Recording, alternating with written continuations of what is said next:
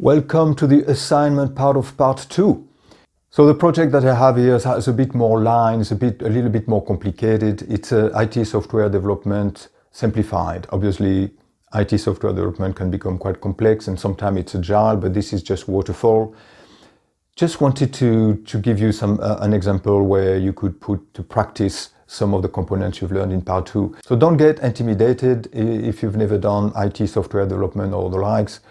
It's not really important as long as you follow the assignments instructions.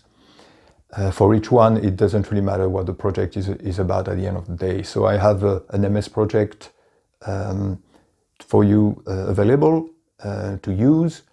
Although this is the latest version, let me know if you have problems with compatibilities, but in theory you shouldn't. I have also a PDF version of the project, so if you don't have access to MS Project yet, you can still practice and have a look at it. Okay, let's get started.